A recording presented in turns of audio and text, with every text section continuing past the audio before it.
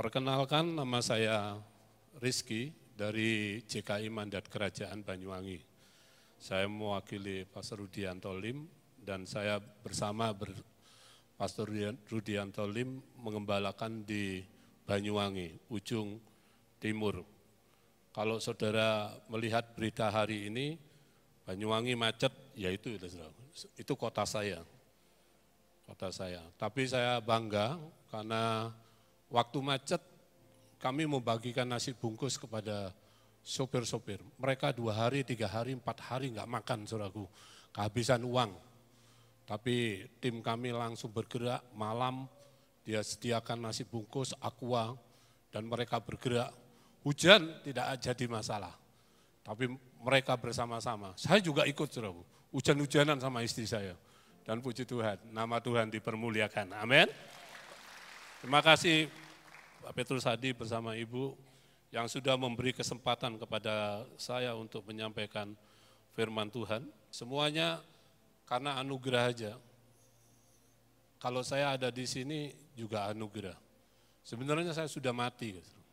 Umur 30 sudah divonis oleh dokter kanker stadium 4, kanker usus, tumor 8 on, dan usus dipotong 60 cm. Saya harus terbang ke Singapura, tapi maksud lain Tuhan berbicara kepada saya keras sekali. Dan sejak itu saya menyerahkan hidup saya sama Tuhan. Ceritanya bagaimana? Nanti saudaraku, ada sambungannya ya saudaraku ya. Perkenalkan dulu, saya mempunyai 2 orang anak. Anak 2 ini lumayan saudaraku, perempuan semua. Saya berdoa, setiap pagi saya mendoakan anak saya yang the best buat dia. Akhirnya mereka sekolah, SMP di Waing Malang, SMA di Waing Malang, kuliah di Singapura. 1 di Certain, 1 di NTU, Nanyang Teknologi. Mereka adalah orang-orang the best, dibutuhkan pada saat itu. Saya bangga karena waktu Syria wisuda, meraih yang the best, banyak di depan, orang-orang di depan saya tanya, Banyuwangi mana? Karena dulu Banyuwangi tidak terkenal, saudaraku. Sungguh. Tapi akhirnya Banyuwangi menjadi terkenal saat ini. Dulu banyak orang bertanya, Banyuwangi mana? Saya jawab di belakang, saudara. Dekatnya Bali. Karena apa? Karena begitu melihat bahwa anak-anak yang Tuhan berikan kepada saya punya slogan khusus buat anak-anak. Buat anak, jangan coba-coba. Amin. Saya menyekolahkan mereka dan saya percaya kalau dia dapat beasiswa, Tuhan memberkati hidup mereka. Yang pertama sudah menikah dan mantu itu adalah yang saya bawa, Ferry Kristianto. Silakan berdiri.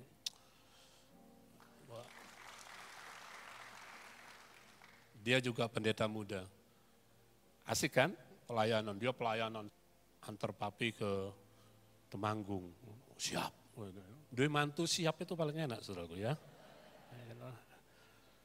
Dan yang kedua juga sudah married, dia ada di Singapura. Dia bekerja dan menghasilkan si Kevin. Saya punya 2 cucu dari anak pertama, Ben Cruz dan Beverlyn. Dan puji Tuhan, anak-anak yang diberkati oleh Tuhan. Dan yang kedua, slide yang kedua adalah saya pendeta, tapi juga punya toko, saudara, PDT, pengusaha dalam Tuhan. Siapa bilang, saudaraku, kalau PDT itu banyak orang yang full time, full, pokoknya semuanya full, saudaraku. Saya full heart aja, saudaraku. Saya melayani dengan sepenuh hati, karena Tuhan berikan yang terbaik dalam hidup saya. Dan setiap hari, saudara lihat, toko saya itu tidak pernah sepi. Karena banyak orang mencari spare part yang aneh-aneh, gitu. Ada spare partnya Fiat? Ada, gitu ya toh. Wah, mobil Hijet 55 ada. Jadi semua ada di sini, saya bilang begitu. Tapi oleh kemurahan Tuhan, saya diberikan seorang istri yang luar biasa, cerdas. Wah, nggak ada dia, nggak bisa saya, saudaraku. Dia pinter banget, saudaraku. Smart, rajin. Gitu. Dan oleh sebab itu istri jangan disepelekan. Istri itu adalah penolongmu yang luar biasa. Di balik orang-orang laki-laki yang hebat itu, ada istri yang hebat, yang selalu berdoa. Kemarin waktu saya mau berangkat, istri saya ngomong, saya ingin berdoa buat kamu. Oke. Pertanyaannya begini, jangan grogi ya. Istri saya ngerti, saudaraku. Beneran. Dan saya rasa cukup, karena banyak orang berkata bahwa pengusaha tidak bisa menjadi pendeta. Siapa bilang? Saudara yang pengusaha, saudara bisa melayani Tuhan anytime. Suatu saat saya ini ketua perkumpulan orang Tionghoa, perkumpulan kematian orang Tionghoa. Jadi kalau saya ada orang mati jam 12 malam, ya maklum saudaraku, kalau orang mati kan tidak ada prosedurnya, tahu-tahu mati gitu. Terus dipanggil saya, ditelepon, Pak ada orang mati, di mana? Di rumah sakit ini. Oh bisa dijemput, Bu Isa. Itu jam 12, pernah jemaat jam 4, Pak kejang-kejang, kayaknya stroke. Saya datang ke rumahnya. Pendeta itu kadang-kadang harus seperti itu, saudaraku. Masih muda, jadi dipanggil itu, wih siap gak? Gitu. Ada kecelakaan, tahu-tahu ada tim kami, usia emas, tahu-tahu kecelakaan. Kami datang di rumah sakit. Saya bagikan hidup saya memberkati orang-orang yang ada di rumah sakit. Ada di sebelah beliau, ada orang yang sudah mau mati. Saya ngomongin, ini mau mati ini. Pendetanya mana gitu? Saya tanya, Cim, gereja mana? Oh gereja A. Boleh saya berdoa? Boleh. Saya doakan, terima Yesus, persiapan. Karena saya tahu bentar lagi dia meninggal. Begitu saya doakan, saudaraku, dapat jam 12 malam meninggal. Pendetanya telepon saya, thank you ya, sudah doakan jemaatku. Saya ada orang di luar sinode, it's okay bagi saya. Saya mengadopsi apa yang terjadi di sini. Pak Petrus tadi begitu mereka melakukan baksos di Bali, tim kami langsung ikut. Saya ngomong sama tim saya, belajar dari situ. Dan semenjak itu tim kami mulai gencar bakso. Tapi tidak mengurangi rasa hormat kita. Mari kita mau belajar akan firman Tuhan pagi hari ini. Next. Yang pertama adalah Tuhan lagi tunjukin saya bahwa hari-hari ini keluarga adalah paling penting dalam kehidupan kita. Setuju dengan saya, katakan amin. Ada seorang yang kaya di Surabaya, dia punya properti yang begitu mahal sekali. Anaknya teman saya, dan anaknya ini kena narkoba. Dan bagian saya adalah bagian yang Tuhan taruh di hati saya untuk menyelamatkan keluarga ini dari narkoba. Jadi kesimpulan saya, apakah orang kaya tidak bebas dari segala masalah? Masih ada, saudaraku.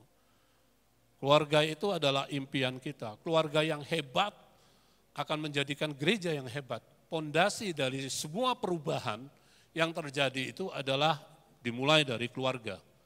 Bagian terkecil itu adalah keluarga. Yesus mengadakan mujizat itu di keluarga. Waktu peristiwa di Kana, air anggur yang luar biasa itu habis. Hari-hari ini keluarga mengalami yang namanya anggurnya sudah habis.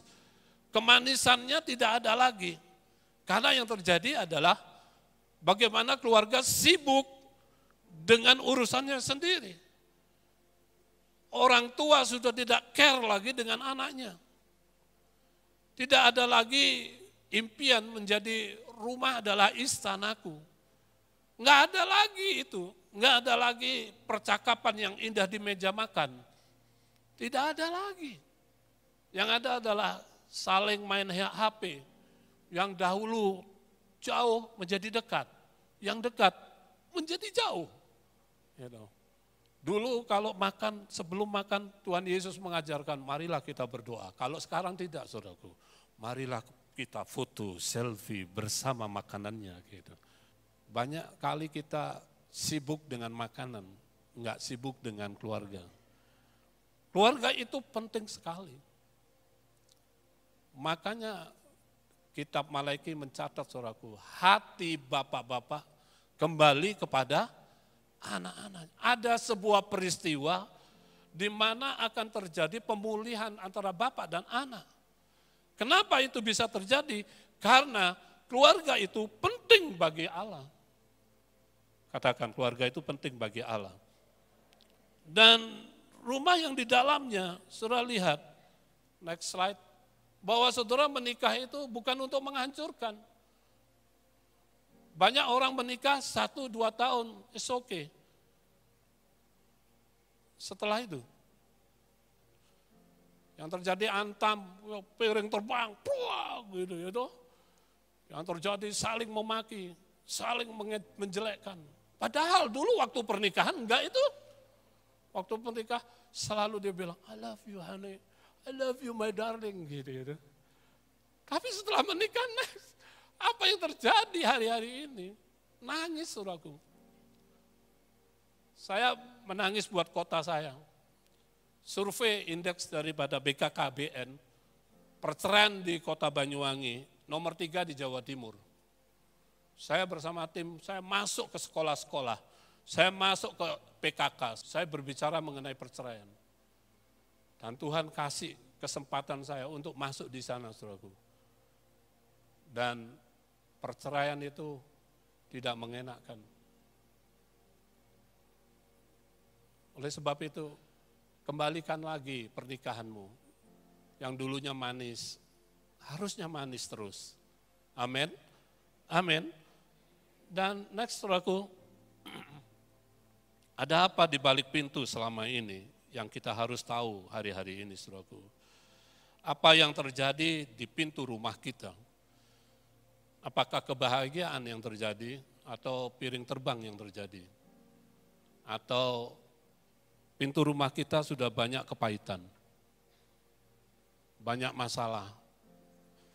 Di pintu rumah kita masih ada masa lalu yang diganjal. Banyak luka batin yang belum dibereskan masa lalu. Di pintu rumah kita banyak tidak ada pengampunan, blessing tidak ada. Di balik pintu rumah kita, yang ada adalah cacian, makian semuanya. Dan di pintu rumah kita tidak ada pemulihan dan tidak ada pengampunan. Begitu banyak racun dalam kehidupan kita. Mau minum racun? Mau minum racun? Nggak mau kan? Tapi kenapa kecewa, kepahitan, istrimu ngomel, Anda marah. Begitu Anda kecewa, racun sudah Anda minum dalam hidupmu. Kekecewaan itu racun, kepahitan itu racun. Ngomong sama kiri, kekecewaan itu racun. Oh, di sini nggak ada, semuanya kudus. Pulang rumah, saudara, sampai di depannya pintu gereja, langsung ambil sikap. Kita bereskan nanti. Saya punya cerita happy wedding anniversary. Di gereja kami itu setiap orang yang masuk dalam gereja kami, yang menikah, maka mengisi data namanya ulang tahun pernikahan. Gitu. Kalau ulang tahun pernikahan itu saya script sekali. Hanya saya dengan sekretaris gereja yang tahu. Jadi saya mesti datang pas pada waktu mereka ulang tahun pernikahan. Saya kemarin ada yang ulang tahun pernikahan. Saya telepon, saya ngomong begini, mohon maaf, saya tidak bisa hadir dalam ulang tahun pernikahan. Saya ada di Temanggung. Oh, enggak apa-apa, Pak Pendeta. Yang penting Pak Pendeta sehat semuanya. Wah, boleh.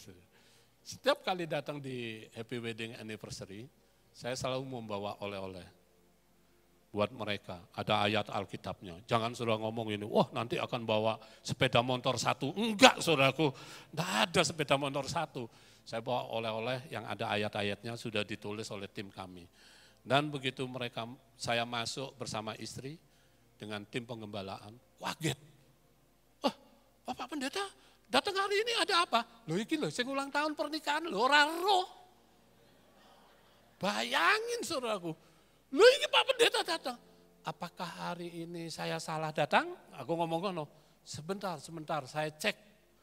Begitu dicek, oh iya, saya ulang tahun pernikahan. Lihatin, dari ulang tahun pernikahan saja, wis lali. Apa mana ngomong I love you? Ya toh? Begitu saya datang, mereka bangga. Oh, puji Tuhan, Bapak Pendeta datang. Saya berkatin.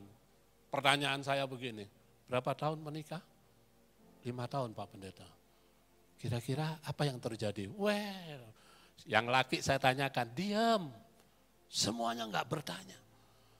Laki-laki itu memang, mohon maaf, saya juga laki-laki saudaraku. Egoisnya paling tinggi. Ayo benar apa enggak? Betul apa enggak? Enggak itu? Jadi kalau ditanya, jaimnya dulu keluar. Bagaimana Bapak pernikahan? Sambil angguk-angguk kepala, saya enggak ngerti angguk-angguk kepala kode kepada istrinya atau bagaimana juga enggak tahu gitu. Diam 1000 bahasa. Apakah ada sesuatu masalah dalam pernikahan Bapak? Nafasnya rodok menggos-menggos. Saya takut nih jantungan bagaimana gitu ya. Saya tanya lagi, ada masalahkah? Gitu. Bapak tanya, saudara. Saya tanya istrinya, wah istrinya saudaraku. Begitu saya tanya, Ibu maaf, apakah ada masalah dalam pernikahan? Itu saudaraku, mulai jam 7 sampai jam 9, istri saya ngomong begini, kurang lengkap kayaknya, kita pulang jam 12 gitu ya. Jadi jauh lebih enak gitu ya toh. Wah itu cerita istrinya, kami masalah ini, sampai semuanya dicurahkan. Oh, ada masalah kan? Iya Pak. Tim pengembalaan kami memberikan wejangan. Saya memberikan wejangan. Cukup 2 kata. Ternyata dari semuanya itu, komunikasi tidak dibangun dalam sebuah pernikahan. Terjadilah hal itu. Semuanya kalau komunikasinya tidak dibangun, asumsi yang berbicara. Katanya dia kerja sampai malam. Asumsinya begini, kalau kerja sampai malam berarti punya will kan Pak. Loh, kok bisa begitu ceritanya? Padahal dia bekerja shift malam. Iya, tapi kalau terus malam terus kan bahaya Pak. Iya sih, memang kalau malam terus ya bahaya, saya bilang gitu. Tapi saya cek, dia kerja di mana? Saya cek. Apakah benar dia kerja shift malam? Betul Pak. Pulang jam berapa? 5 pagi. Ayo kon. Jam 5 pagi pulangnya. Jadi saya ngomong sama istri, kalau suamimu lagi kerja, percayalah. Komunikasimu yang harus dibangun. Jangan punya asumsi. Begitu banyak pintu rumah kita diisi dengan kepahitan. Masalah yang tidak dibereskan. Hari ini saya datang ke sini, mohon maaf, saudara bisa punya jaim yang luar biasa, tapi Roh Kudus ingin bicara kepada Anda. Pernikahanmu bermasalah. Next, keluarga menjadi fondasi utama agen perubahan. Keluarga itu inti, saudaraku. Mohon maaf, saudaraku. Saya kok bisa mengatur waktu dengan baik dengan anak-anak yang ada di luar negeri. Karena saya setiap tahun saya cuti. Saya pergunakan ketemu dengan anak-anak saya. Mau ketemu dengan anak-anak saya harus ada deal dengan anak-anak saya. Kita mau kemana? Mau ke Singapura atau di Bangkok atau di mana? Dan mereka bilang, Pi ketemu di Singapura. Oke, kita ketemuan di Singapura. Suatu saat, tahu-tahu anak saya bilang ketemu di Bangkok. Jadi hari raya, saya pergunakan waktu quality time bersama anak-anak saya. Saya peluk anak-anak saya. Anak saudara perlu pelukan. Amin. Apalagi yang perempuan. Karena kalau saudara tidak memeluk anak saudara, jangan-jangan anak saudara dipeluk oleh laki-laki hidung belang. Haleluya. Suatu saat saya bersama anak saya yang kedua, dia tinggi hampir dengan saya. Jalan di TP Surabaya, dulu TP Surabaya. Saya jalan gitu, tahu-tahu teman saya ngampir. Duh, sama siapa lagi? Ada yang baru kah? Jadi gitu. Masa anak saya dia mau? Jadi anak saya begini ngomong ini, wah wajahku boros ya Pi. Enggak, biasa temannya papi itu usil-usil semua, saya bilang gitu. Jadi saya bareng sama anak saya diomongin bahwa anak saya ini katanya will saya. Tidak, saya punya komitmen dalam hidup saya. Kalau sudah punya sepatu, jangan beli kain. Kalau sudah punya satu, jangan pilih yang lain. Lumayan lah. Saya dari keluarga broken home. Saya lahir dari married by accident. Papa saya Chinese, mama saya Bali. Makanya disebut Made in Bali. Karena ibu saya namanya Ibu Made. Nama saya di Bali jangan cari Rizky. Karena Rizky itu nama Jawa. Itu bersama dengan papa saya.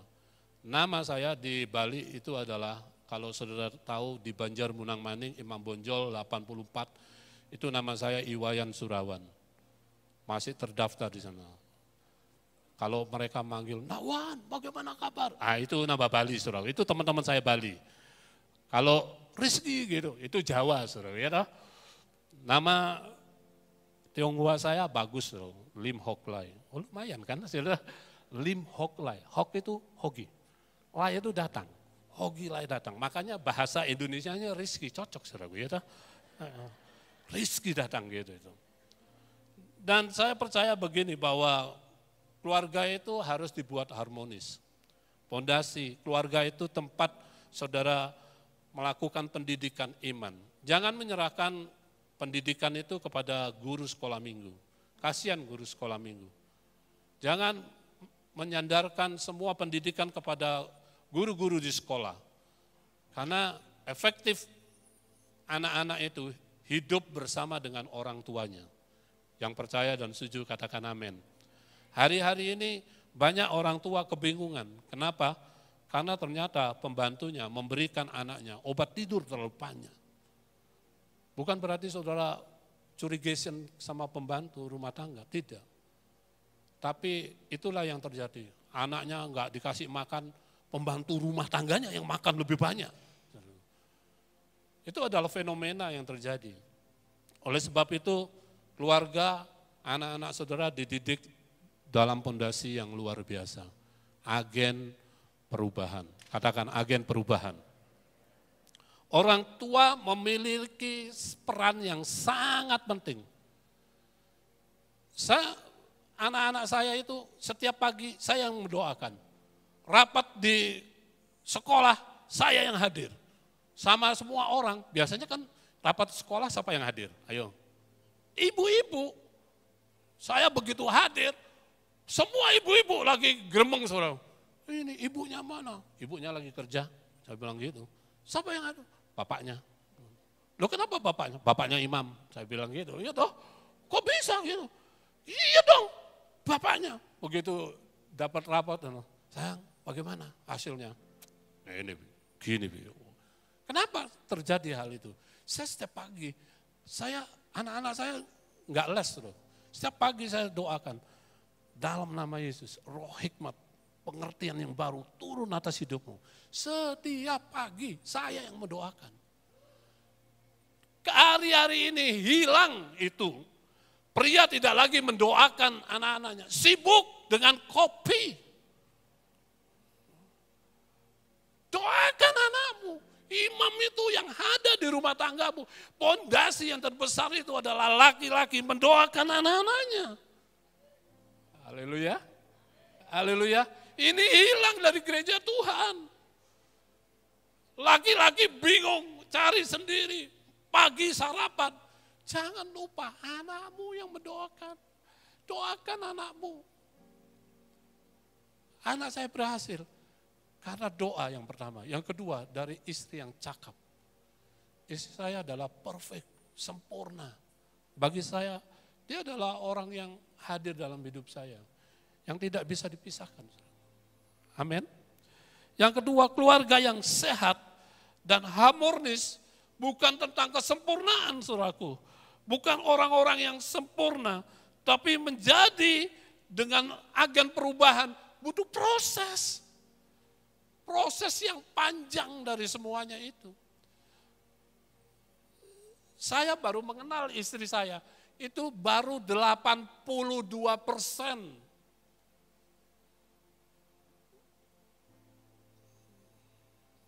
Hampir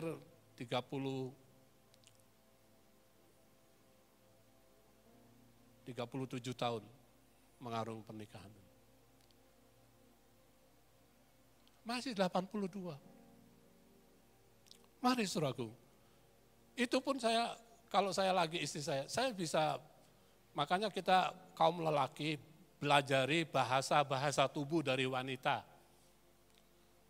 Kami selalu ada pertemuan wanita spesial.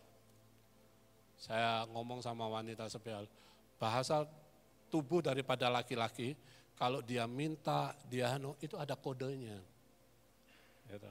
Kalau wanita, gampang saudaraku. Bahasa tubuhnya bisa ditebak. Gitu. Saya ngomong, kalau dia cemberut, saya ngomong, ada apa sayang? Ada sesuatu kah? Saya selalu bilang begini, aku bukan dewa yang bisa tahu hatimu.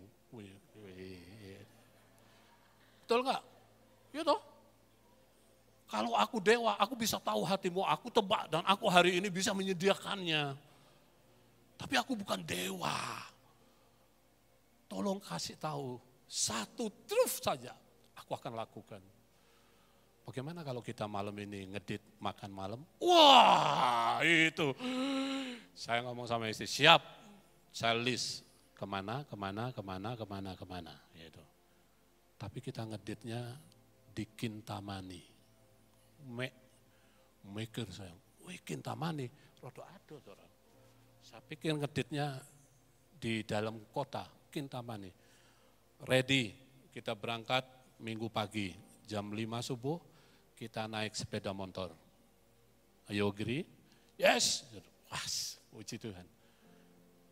Naik sepeda motor bersama dengan istri saya, dari Banyuwangi nyebrang ke Gilimanuk, dari Gilimanuk naik ke atas langsung ke Kintamani, lewat Singaraja. Asik juga saudaraku ya. Saya bersama dia ngobrol, sampai di Kintamani, tahu saudaraku, hanya minum kopi, makan, cerita-cerita, senang sudah, hatinya senang. Saya ngomong ini karena saudara jangan cari, mau kemana? Ke Banyuwangi, waduh ya toh, agak jauh juga gitu. Cari yang dekat-dekat, Temanggung, dia yang dekat, saudara bisa ngopi bareng dengan istri. Buatlah quality time. Hari ini ada salah seorang pendeta saya, dia bilang, Pastor saya izin, kenapa? Kami ada quality time dengan keluarga, it's okay. Saya ngomong gitu, karena penting. Hari ini keluarga itu diporak-porandakan si iblis. Karena anak-anak Tuhan gak siap semua. Kalau sesama anggota iblis, dia ngerti saudara. Orang-orang yang di nightclub, orang-orang yang dia ngerti semua. Tapi saudara, orang-orang yang menjadi sasaran incaran daripada iblis. Mari kita mau buat komitmen keluarga itu, nggak ada yang sempurna kok. Jangan cari yang sempurna. Ngomong sama kiri kananmu, jangan cari yang sempurna. Haleluya. Yang pertama harus dibenahi adalah komunikasi. Ngobrol. Istri saya kalau ngomong itu sampai 1 jam. Saya mendengarkannya. Kadang-kadang mohon maaf saudaraku, sampai ketiduran ya saudara. Sampai ketiduran. Padahal jawabannya mudah sekali. Oh ini. Istri saya, pergi ke Temanggung dulu, ke Surabaya dulu, baru ke Banyuwangi lagi saudaraku. Gampang jawabannya. Oke, kapan itu dilaksanakannya? Kita ngajak cucu-cucu kita. Oke, when? Pas tanggal sekian. Oke, berangkat. Gitu, ya. Saya selalu ngomong oke aja. Karena buat istri saya, apa yang enggak saya bisa buat kamu. Wih, gitu dah. Amin. Jangan sama selingkuhanmu, kamu bilang, apa yang aku bisa buat kamu. Wah, jangan dah. Berkomunikasilah, ngobrol yang baik. Amin. Tidak ada kepentingan lain. Istrimu enggak mungkin lah mengkasarimu.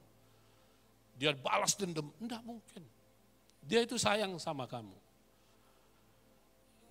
Tapi bentuk sayangnya itu berbeda.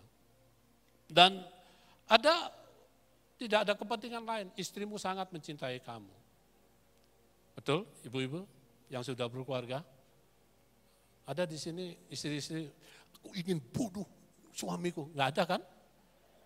Kalau ada di sini, undang ke depan, kita berdoa itu.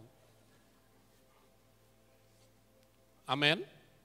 Saudara percaya bahwa istri-istri sangat sayang. Cuman, saudara aja kalau mau tanya sama saya, dari konseling pernikahan semua yang kami lakukan, jangan tanya begini saudaraku, kenapa istriku selalu cerewet, pastor? Gitu.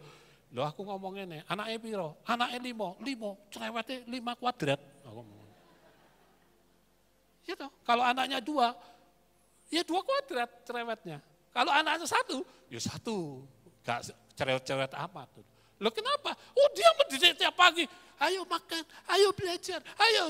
Itu kalau 5 anak, ayo makan. Gitu kan dia. Iya toh. Istri cerewet, jangan tanya itu sama saya. Yang penting komunikasi pria dan wanita itu harus dibangun. Istri saya kalau anak-anak saya tanya, sayang mau tanya ya, mami sama papi enakan mana yang ngajar?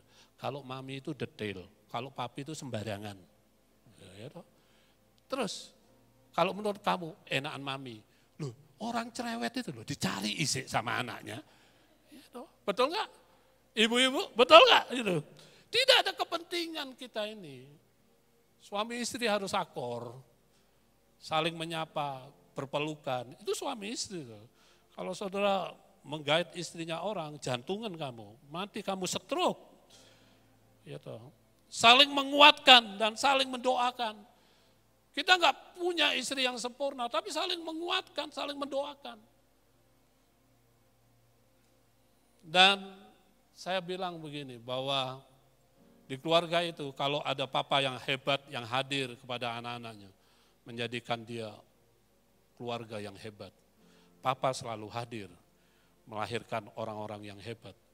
Fatherless, orang-orang yang hari-hari ini kita lihat perceraian di mana-mana mengakibatkan terjadi fatherless. Tidak ada bapak dalam rumah tangga. Ada, tapi tidak punya fungsi bapaknya. Bapaknya tidak berfungsi. Makanya ibu-ibu banyak yang berdoa di gereja. Dia doanya saya dengar saudaraku. Waktu ibu-ibu berdoa di gereja, saya dengar doanya gini. Tolong Tuhan, suami saya ini supaya bisa berdoa. Itu loh. Suami yang berdoa. Kalau doa yang banyak itu, wah istri-istri. Tapi kalau makan-makan, yang banyak adalah bapak-bapak. Mohon maaf bapak-bapak, saya tidak menyinggung, tapi mari kita bertobat hari-hari ini. Ya, bapak juga ikut berdoa, amin. Amin. Amin. Yang merasa bapak-bapak angkat tangan, bilang begini, saya mau berdoa. Amin. Oh iyalah. Kemarin saya kumpulin semua pria-pria dalam wadah namanya Pria Maksimal. Saya ngomong sama beliau, coba berikan sebuah bahan yang baru, yaitu bahasa cinta. Saya langsung lihat di FB, saudara, tanpa sengaja. Tahu-tahu ada foto, saudaraku. Suaminya ini cuek, saudaraku. Wah pokoknya cuek, sama anaknya keras sekali. Waktu dia ikut pria maksimal, saya doakan, kamu jadi orang yang papa yang hebat. Kemarin saya lihat di FB-nya, memeluk istrinya. Aduh, senang.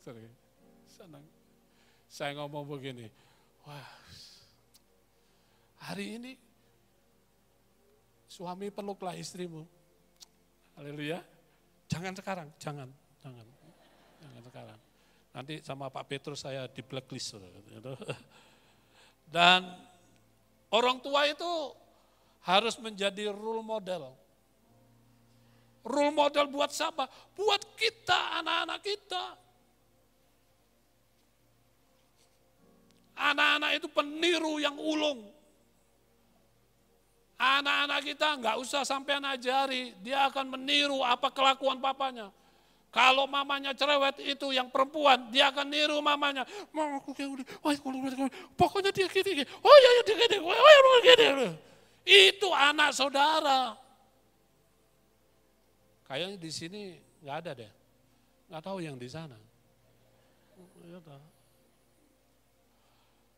Anak itu meniru papanya, makanya muncullah kata-kata, kue ini kayak sopo sih?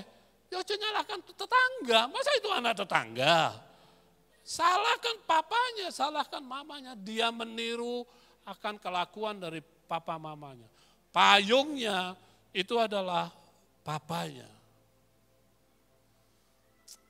Mari papa-papa mulai berikan yang terbaik buat anak-anakmu. Yang setuju katakan amin.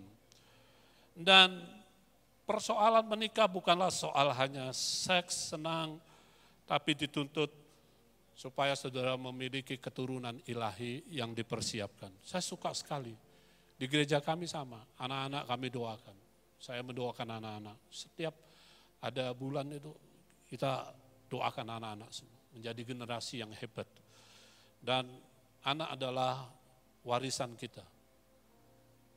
Setuju dengan saya, katakan amin.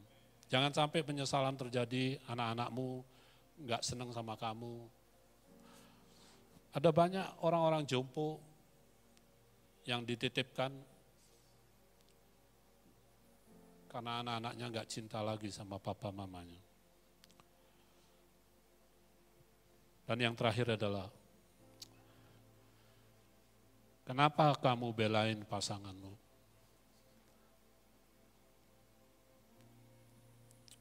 Saya tahu itu berat. Dia cerewet, dia nyebelin, dia mengecewakan Anda. Tapi percayalah, waktu akan berlalu, anak-anakmu akan menikah, orang tua kita akan tidak ada lagi. Yang bisa mendampingi Anda siapa? Pasanganmu. Saya akan cerita dari sini, saudara. 97, saya didiagnosis pertama itu adalah usus buntu. Saya pertandingan basket melawan Pasuruan. Rupanya Pasuruan tahu kehebatan saya. Di leg up terakhir untuk menentukan posisi menang, saya ditinju pas di perut saya. Peradangan di perut saya mengakibatkan saya pendarahan, bleeding. Sehingga tanggal 25 Desember saya harus mengalami operasi. 97. Waktu dioperasi, yang mengoperasi adalah saudara dari papa saya. Dia seorang dokter bedah di Surabaya. Waktu dioperasi, mestinya usus buntu hanya 1 jam. Tapi sampai pukul 5 pagi belum selesai operasi itu. Jam 5 pagi, tahu-tahu digledek, dia muncul sosok yang sudah dioperasi di bagian tengahnya. Singkat cerita, ada tumor 8 on, usus saya dipotong 60 cm. Saya lagi senang sama Tuhan, saya lagi cari Tuhan sungguh-sungguh. Saya bukan perokok. Saya suami yang cinta istri, cinta anak-anak. Saya nggak main perempuan. Saya buktikan cinta saya. Saat saya mengalami ini pun, saya tetap mencintai istri saya. Digledek itu istri saya kaget karena itu tumor ternyata bukan tumor biasa. Dia adalah kanker usus stadium 4 high grade. Begitu mengenal kanker, runtuhlah harapan saya untuk membangun sebuah rumah tangga yang baik. Cita-cita saya ingin membangun rumah tangga dengan baik. Semua orang bisa melihat bahwa Yesus yang ada dalam hidup saya, mengubah hidup saya. Dari keluarga yang notabene kurang bagus, saya bisa bilang sama Tuhan Yesus, ini keluargaku. Di saat 97 itu, runtuh semua. Saya masih berumur 30 tahun. Anak saya yang pertama masih berumur 5 tahun. Bayangin saudaraku. Saya akhirnya terbang ke Singapura. Saya harus kemo 10 kali. Dokter saya bilang begini, kayaknya impossible buat kamu untuk bertahan hidup. Karena dari kemo pertama, saya mengalami pendarahan. Kemo yang kedua kurang bagus juga. Akhirnya saya enggak kemo yang ketiga karena satu pesawat yang saya book itu penuh. Dulu kan tidak ada seperti sekarang ke Singapura banyak pilihan alternatif. Dulu itu hanya Garuda Indonesia dengan Burak. Saya cari yang Burak tidak bisa. Penuh cancel semua. Terakhir waktu saya tidur di apartemen People Park. People Park itu kalau itu adalah orang-orang Chinese tinggal di Singapura. Saya tinggal di lantai 20. Saya ngomong sama Tuhan, Tuhan, apa yang harus hamba-Mu buat? Dia ngomong satu patah kata, siapa yang menciptakan rezeki? Terus dia ngomong lagi, siapa yang menciptakan wayan? Ya Engkau lah Tuhan, aku tahu kok, kamu yang menciptakan aku. Terakhir dia panggil nama, saya yang bahasa Chinese. Hoklai, siapa yang membuat kamu? Saya nangis, saya sembah Tuhan. Tuhan, hari ini saya kontrol terakhir. Menurut dokter kecepatan daripada kanker saya itu 0,05. Kalau sudah 0,1, artinya saya pasti meninggal. Umur 30, saudara. Saya pulang ke Indonesia dengan berita yang kurang bagus. Dokter memperkirakan tinggal 2 minggu lagi kamu meninggal. Only 2 weeks. Waktu itu cepat sekali berlalu. Saya berpikir, sudahlah ini ending dari rezeki yang selama ini. Saya bilang sama Tuhan, terakhir saya ngomong, kalau memang Yesus itu hidup, buktikan Yesus hidup dalam hidupku. Saya pulang, saya peluk istri saya. Saya disembunyikan, tidak boleh bertemu dengan orang-orang. Itulah saya bilang, sesebelnya kamu sama istri, kamu gak enak sama istri, yang merawat di hari-hari terakhirmu, itu adalah istrimu. Istri saya merawat saya, menggendong saya. Dia berikan makanan asupan yang luar biasa. Terlebih dari itu, cinta yang luar biasa. Dia perhatikan saya. Dia sambil bekerja, dia harus menyekolahkan anak-anak. Dia serba bisa. Dia atur semuanya. Saya otomatis tidak bisa bekerja. Saya hanya duduk. Sakit begitu terasa di perut saya. Saya ngomong, ini hati kecil saya. Tuhan kalau boleh ambil nyawa saya hari ini, saya sudah siap. Malaikat Tuhan itu berdiri di samping saya ngomong gini, lu, katanya anak Tuhan. Mana dong? Gitu. Saya kaget. Saudara. Saya ngomong detik itu, saudara. Ampuni aku Tuhan. Oke, mulai hari ini. Keluarlah itu. Yohanes 1. Injil itu adalah kekuatan Allah yang menguatkan, yang menyelamatkan setiap orang. Saya mulai, saudara, perkatakan Injil itu. Oleh bilur-bilur Yesus, aku sembuh, aku enggak percaya lagi sama penyakit. Penyakit itu nama di atas segala nama adalah Yesus. Saya perkatakan itu, ada di teks semua. Yesus nama di atas segala nama, penyakit kanker usus, engkau harus tunduk sama nama Yesus. Wow. Saya terdiam, saudaraku. Itu butuh waktu 4 bulan. Saya memperkatakan firman Tuhan.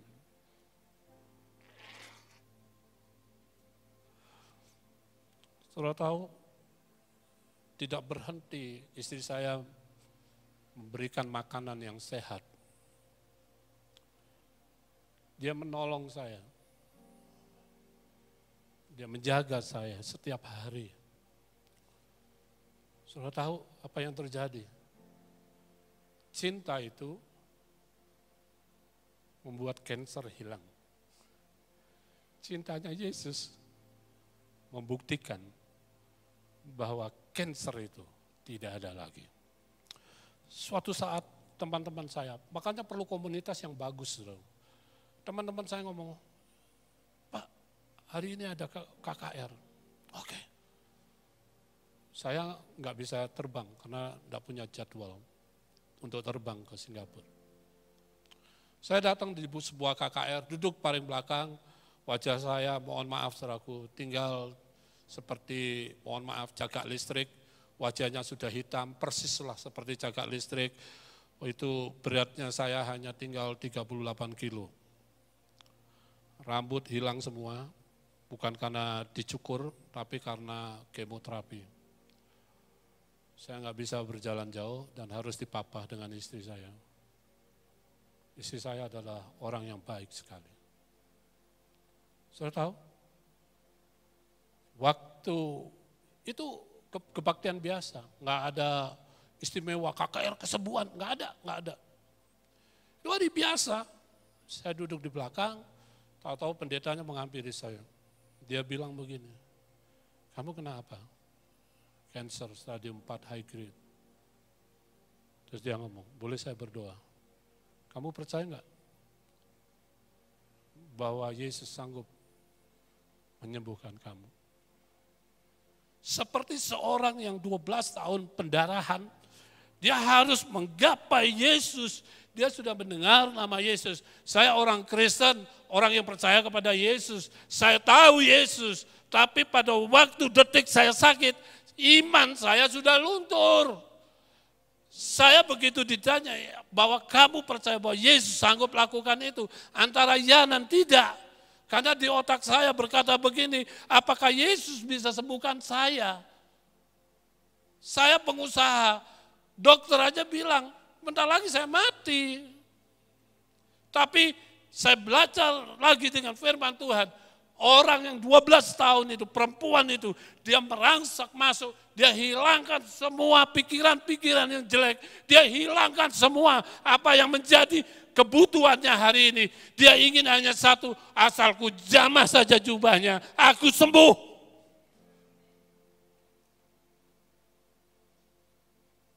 Saya ngomong, oke, saya siap. Iman saya berkata bahwa Yesus adalah penyembuh. Waktu didoakan, saudaraku, terjadi aliran yang begitu hebat di dalam usus saya. Seperti timah panas.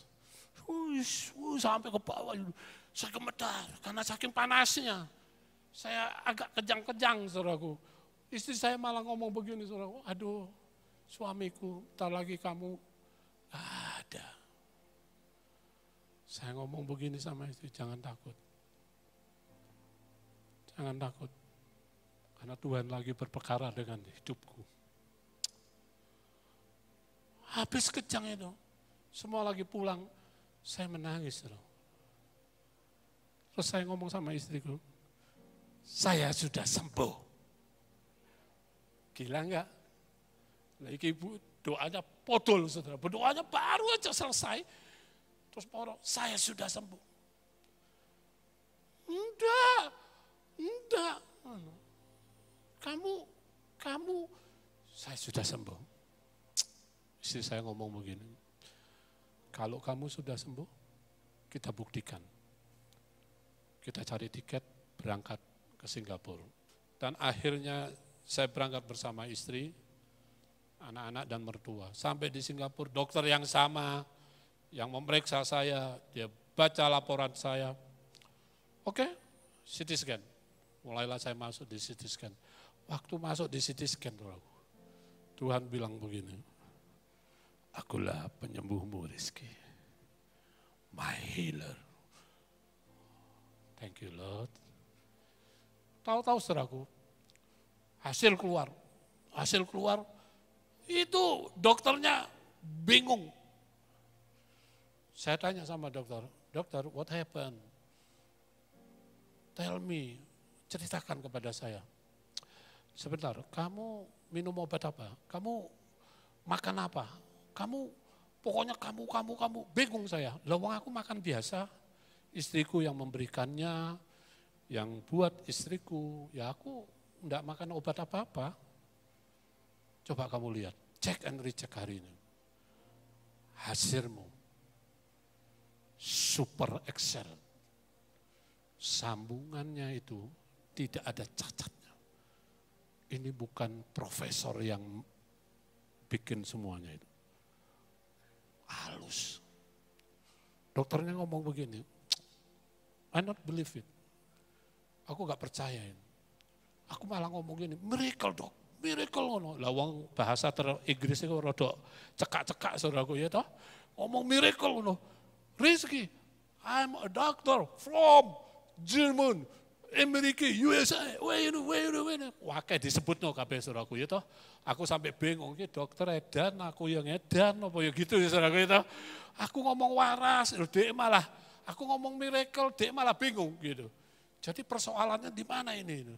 Akhirnya dokter itu ngomong ini, kita 15 size lagi. Saya bilang begini, 15 size, ya duit mana kapan ya mari ini. Oke, nggak apa-apa. Saya kepengen membuktikan kepada istri saya bahwa saya sudah sembuh karena Tuhan Yesus. 15 slice dilalui saudaraku. Dokternya tetap ngomong, super excellent. Usus saya bagus. Saya terima kasih buat Tuhan Yesus. Semenjak itu saya kepingin Tuhan ngomong gini, kamu harus jadi hambaku. Tapi saya itu meler, saudara. Wah ini sana enggak mau, suruh jadi pendeta aja loh. Nanti kalau jadi pendeta gimana Tuhan? Kalau apa artinya Tuhan jadi pendeta? Yang penting kan aku melayani Engkau dengan sungguh-sungguh. Tidak. Aku kepingin kamu bangun gereja yang beda. Situlah saya jadi pendeta, saudara. Dan akhirnya saya berjumpa dengan Tuhan. Siapakah yang membuat hidupmu? Itulah adalah Yesus. Hari ini kau mengalami apa dalam rumah tanggamu? Yesus jawabannya. Bukan saya. Saya bertemu dengan Yesus. Jawaban dari kuasa Tuhan itu tidak terbatas. Buat siapa saja. Amin. Tua, miskin, apapun jabatanmu, titelmu, kuasa Tuhan masih tetap sama. Keluar dari hatimu. Adakah enggak rasa kekagumanmu sama Tuhan atau imanmu sudah lemah hari ini? Pernikahanmu gagal. Engkau enggak lagi cari Tuhan.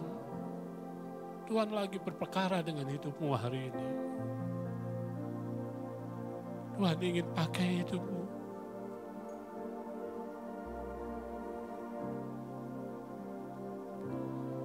Ku Tuhan. Yes, Lord. Caramu mencintaku, Yang sakit Engkau angkat tangan. Tuhan ingin lawat nama Yesus di atas segala nama. Cancer apapun, Yesus di atasnya. Yang sakit, Kau pegang bagian yang sakit. Pegang bagian yang sakit. Dalam nama Yesus, be healed. Be healed. Be healed. Dalam nama Yesus, terjadi kesembuhan. You are my Lord. You are my healer. Lord Jesus. Dalam nama Yesus. Dalam nama Yesus. Dalam nama Yesus. Sembuh. Sembuh. Yes. Rubah cara bernikahmu. Ayo bangun pernikahan yang luar biasa. Amin.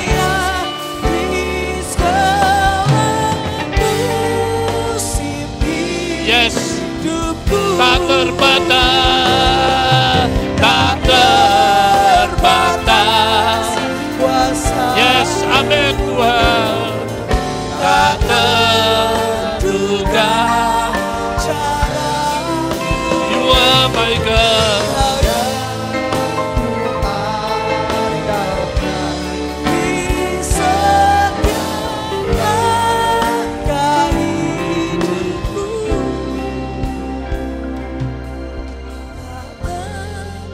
Hari ini siapa yang hadir bersama istri? Peluk istrimu. Peluk dia. Saya ingin membagikan berkat Tuhan hari ini. Jesus. Ampuni suami-suami yang tidak care dengan istrinya. Tuhan turunkan berkat kepada pasangan suami istri yang hadir malam hari ini, pagi hari ini. Tuhan, kasih-Mu mengalir pada pasangan, mengalir. Breathe, Lord Jesus, mengalir, mengalir, mengalir.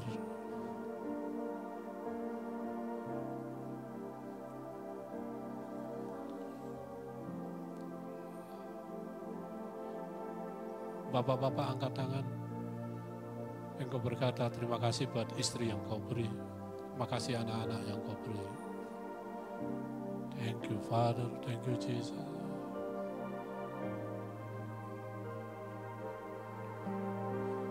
Yesus, mengalir Roh Kudus. Jamah kami.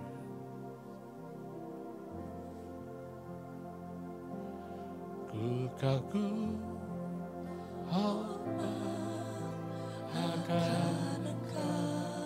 memiliki kekaguman pada Dia. Hormat akan Engkau, Kau Allah yang layak dipuji. Ku kagum akan Engkau, ku kagum, hormat akan Engkau. Yes Lord, ku kagum, hormat akan Engkau. Kau Allah yang layak dipuji. Ku kagum akan Engkau. Bagi Tuhan tak ada yang mustahil. Bagi Tuhan tak ada yang puji saja.